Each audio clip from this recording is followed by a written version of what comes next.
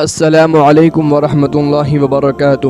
عزیزان ملت، میں آج آپ حضرات کے سامنے میری اس چھوٹی سی ویڈیو کے ذریعے موبائل کے موضوع پر کچھ گفتگو کرنا چاہتا ہوں۔ عزیزان ملت، آج موبائل سے اس دنیا کا بچہ واقف ہے، اس میں سے اکثریت اس کے پیچھے چھپے ہوئے فتنوں میں مبتلا بھی ہے، لیکن میں آج اپنی اس ویڈیو کے ذریعے یہ ہرگز نہیں کہوں گا کہ اس موبائل کا بائیکاٹ کر دیں، اس موبائل کو بالکل ہی ترک کر دیں، کیونکہ اب اس موبائل کو بالکل ہی ترک کرنا یہ بنی آدم کے لیے بالکل ہی ناممکن بن چکا ہے۔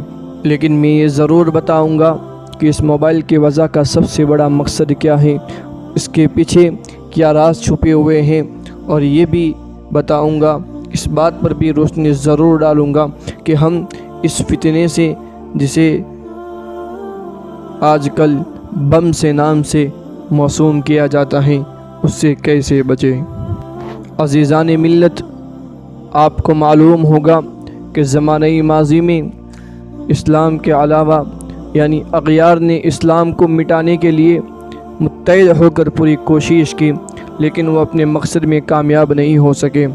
انہیں معلوم ہو چکا کہ اب جنگوں کے ذریعے اس قوم کو نیست و نابود کرنا امپاسبل اور ناممکن ہے، لہٰذا انہوں نے کچھ سازشوں کے تحت اس قوم کو نیست و نابود کرنے کا عزم اور ارادہ کیا۔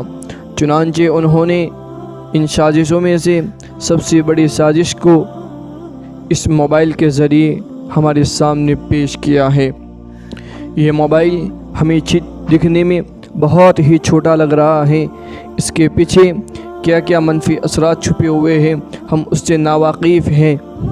شاید آپ کا مشاہدہ ہوگا کہ جب ایک شرابی شراب کی لت میں پھنس جاتا ہے، وہ شرابی بن جاتا ہے، تو اس کے بعد وہ شراب کے بغیر ہرگز نہیں رہ سکتا۔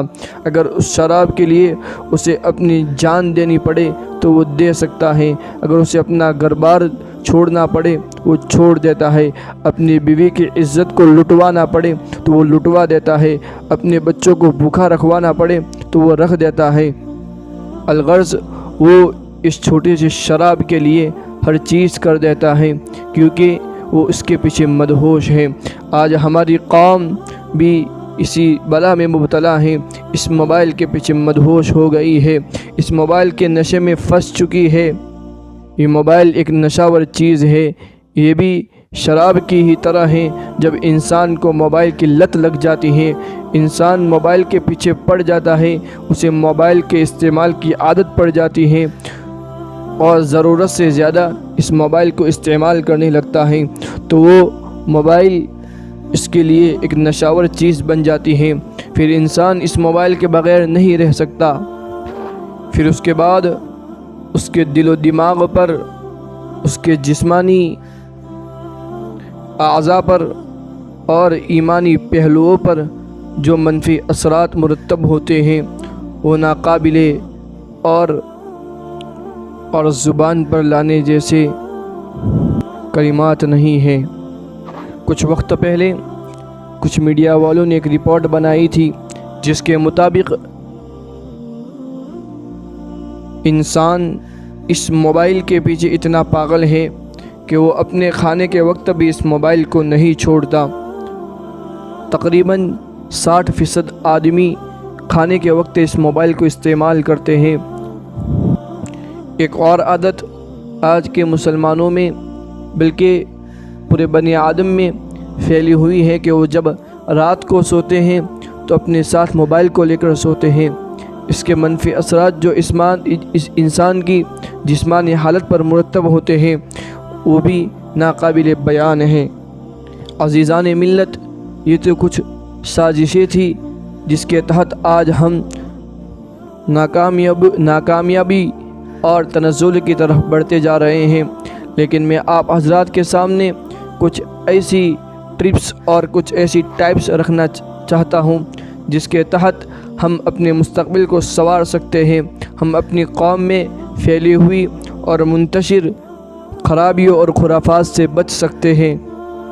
لیکن اس سے پہلے ہمیں سب سے پہلے اپنے عزم کو، اپنے ارادوں کو مضبوط کرنا پڑے گا۔ ہمیں یہ سمجھنا پڑے گا کہ یہ ایک بم ہے جو ہمارے خلاف استعمال کرنے کے لیے وضع کیا گیا ہے۔ اگر ہم اس بم کو ان کی طرف لوٹانا چاہیں تو ہم لوٹا سکتے ہیں۔ عزیزان ملت، اگر ہم اس موبائل میں غلط چیزوں کو چھوڑ کر اگر اچھی چیزیں اپنانا چاہیں تو ہم بآسانی ان چیزوں کو چھوڑ کر اچھی چیزوں پر آ سکتے ہیں۔ مثال کے طور پر آج کے نوجوان جو طرح طرح کے خرافات میں مبتلا ہیں، ان چیزوں کو چھوڑ کر اگر اسی موبائل کو اپنا تعلیمی ذریعہ بنائیں تو یہ موبائل آپ کے لیے ایک تعلیمی ذریعہ بن سکتا ہے۔ اگر آپ اس کو کاروباری کا ذریعہ بنائیں تو بھی بن سکتا ہے۔ اگر آپ اس کو اپنے ایمان و اسلام کی بقا اور تحفظ کا ذریعہ بنائیں تو بن سکتا ہے۔ جس طرح آپ طرح طرح کے سیریلوں، گیموں اور طرح طرح کے پکچروں میں مبتلا ہیں، اسے ترک کر کے آپ ایسے ویڈیو کو دیکھیں جس سے آپ کا ایمان تازہ ہو، آپ کی صلاحیتیں مضبوط ہو، آپ میں ایک ایمانی جوش پیدا ہو۔